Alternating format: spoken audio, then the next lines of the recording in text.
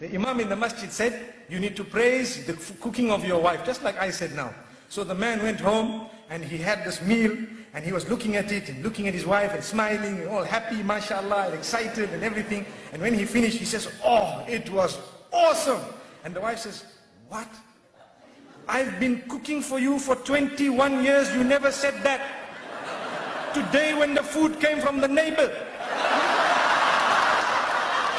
you want to say it was awesome. Subhanallah. I remember the guy saying, well, you know, my wife is a bit out of shape. Subhanallah. Brother, you look like a pear. You're worried about what your wife looks like.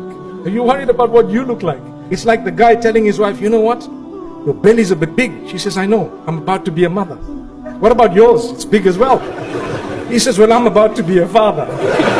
You know, once I was sitting on an aircraft, and I have a lot of time on an airplane. And I had an atheist sitting next to me and we were talking about faith, and he said, you guys are very bad. The Muslims, I said, no, you get good and bad in every faith. He said, not Islam. I'm saying, what do you mean? He said, Islam, everyone's bad. You believe in Quran? I said, yeah, Quran, we believe in Quran. He says, this Quran, it's got bad things in it. I said, what? He says, you know, it says that anyone who's not a Muslim is going to hellfire. That is very bad. You guys are filled with hatred. You guys, I said, brother, you don't believe in hellfire. Why are you worried?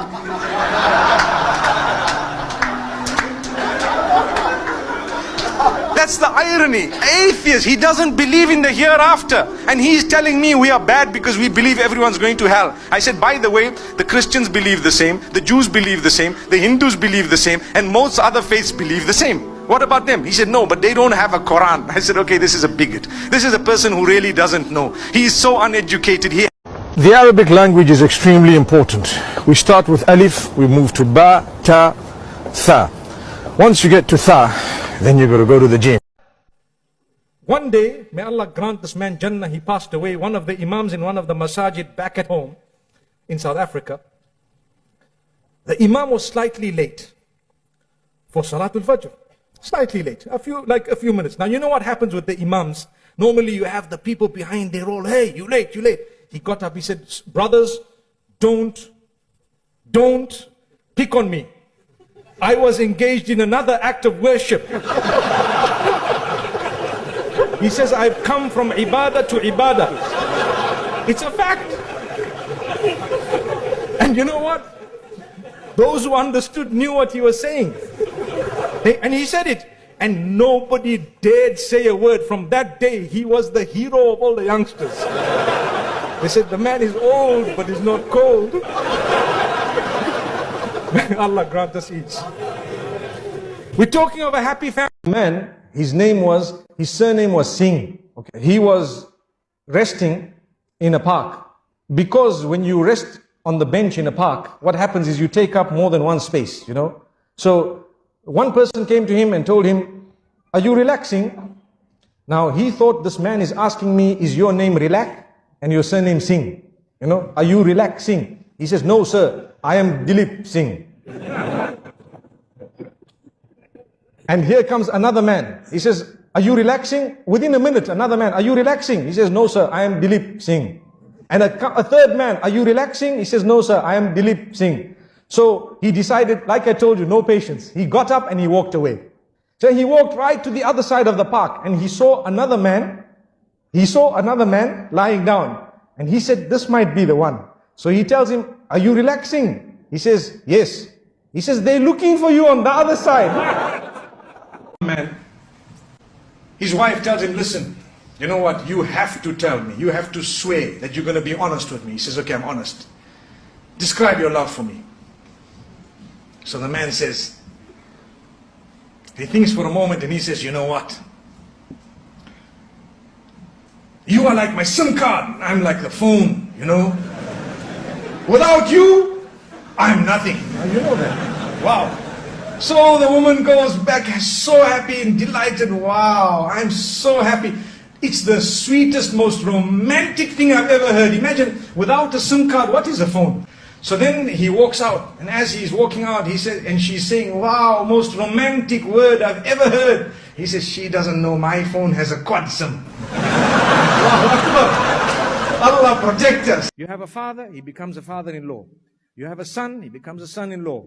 You have a daughter, she becomes a daughter-in-law. You have a mother, she becomes a mother-in-law. You have a wife, what does she become? She is the law. I have something very funny to share with you today, subhanallah. Although it's a serious matter.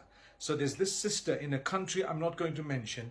For Eid, she purchases live chickens, 50 live chickens to feed the family and whoever else there was. They were going to have a huge party. And so she asked one guy, do you know how to slaughter these halal? He says, yes. So this guy starts slaughtering them. And a little while later, she thinks to herself, wow, he's so quick. He's cutting it so fast. Let me go and see how he's slaughtering. Guess what? He was slaughtering every chicken. Assalamu alaikum. Assalamu alaikum. Assalamu alaikum. Assalamu alaikum. Can you believe it? That's not halal. He's supposed to have said, Bismillah, Allahu Akbar, in the name of Allah, and Allah is the greatest. You don't just go around saying Salam alaikum and eating your food. May Allah forgive us. Wasn't that funny? I found it hilarious actually. And she was so upset because 25 chickens wasted. May Allah forgive us. Brothers and sisters, remember to eat that which is halal, clean and pure. Tayyib. Assalamu alaikum. Well, now I'm going to say Assalamu alaikum wa rahmatullahi wa barakatuh. Akbar. May Allah protect us. We don't know anything. We have no clue. Let me give you one other example. This I was told by one of the mashayikh. He says, there was a man who was fulfilling salah. And he was an irregular, but he made his tawbah and he came to the masjid. So he arrived at Salatul Fajr. And I hope, my brothers and sisters, that not a single one of us misses Salatul Fajr tomorrow morning. Is there a promise? By the will of Allah. You know, inshallah means 2-3 things. I'm sure you're aware. When people say inshallah, then you say, are you coming to my house? I say inshallah. Then when they don't come, you say, did I say yes? I just said inshallah. You got to say yes, inshallah. So are we ready tomorrow morning, Fajr? And the other 4 salahs as well. MashaAllah. Not just Fajr. Okay. So this man walks in for Salatul Fajr and he's standing. And the Imam starts reading Surah Al-Baqarah. Okay. He reads Surah Al-Baqarah. And it's a nice long surah. You know, Surah Al-Baqarah is very long. So this man is standing and he's thinking, hey, this Imam is reading long. Now, one of the cries of the masjid, my beloved Imams who lead the salah, do not over lengthen your salah. Stick to that which is sunnah. And understand it. And realize that when you lengthen your salah, sometimes you are discouraging the weak ones behind you from coming for the next salah. So if you are standing and reading beautifully, and the microphone is good and mashallah, everything is beautiful and nice and the weather is beautiful, and you are just prolonging, there are some of those Surah Baqarah people at the back, you know. So you need to remember they are still a bit weak, you know. So that is one of the cries of the masjid is, you know, calm down, cool it a little bit. Maybe you rather read a bit shorter so they come back. And we don't want to read quick in a way that we are insulting Allah. You know, Taraweeh time in the house of Allah, many of the Imams, they read like a Concorde. That's why they have stopped the Concorde now. Do you know that? Concorde is blocked, banned, finished, no more. All of them that are still there, they are just in museums because it's too fast. We have Concorde Salah. Alhamdulillah. What is that? Yeah, what is that? You are insulting Allah subhanahu wa ta'ala. Rather read short and clear than to read long and unclear, an insult to Allah. Who said you have to finish the Quran? To finish the Quran is a sunnah which is very great, but not at the expense of speed. Never ever. Remember that. And this I am addressing us as Imams who lead in the masjid. People say, I went and I listened to the whole Quran. That man used to finish Taraweeh in 10 minutes. Ah, what did you hear? You just heard the humming of a bee, that's all. Like a sound of a mosquito coming to your ear. And listen to the whole Quran. That man used to finish Taraweeh in 10 minutes. Ah, what did you hear? You just heard the humming of a bee, that's all. Like a sound of a mosquito coming to your ear. And that's all you knew. May Allah protect us. So this man came in for salah and he's reading the Surah Al-Baqarah is being read, and at the end of the salah, you know, he looked at the man next to him, nudged him, he says, hey, this Imam read very long. Which surah did he read? So he says, it is called Surah Al-Baqarah, which means the cow, and it is the longest surah in the Quran. So he said, okay, now I must ask, before I start my salah, which surah is being read? So Al-Baqarah was very, very long. So now he came for Salatul Maghrib, the poor fellow, and he started Allahu Akbar. So Imam finished Waladhalin, and he starts أَلَمْ تَرَ كَيْفَ فَعَلَ رَبُّكَ بِأَصْحَابِ الْفِيلِ. So this man nudges the other one and says, you know what, before you start, what surah is this? He says, this is the elephant, Al-Fil. So that man says, if Baqarah was so long, I'm sure Fil must be even longer, let me go away.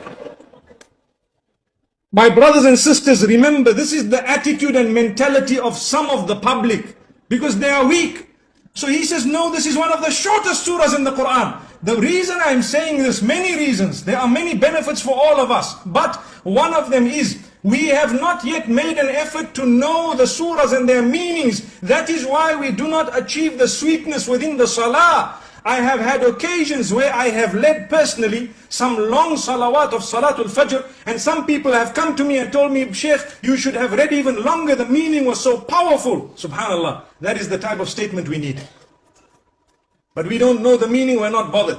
Like I always say, we've studied so many books in order to achieve all those ology degrees we spoke about moments ago. But we haven't studied the one book of Allah subhanahu wa ta'ala, nor have we studied the sunnah of Muhammad sallallahu alayhi wa sallam. It requires an effort, it requires dedication, it requires time off work, it requires a lot. You have no guarantee that you will live to old age when you can do that.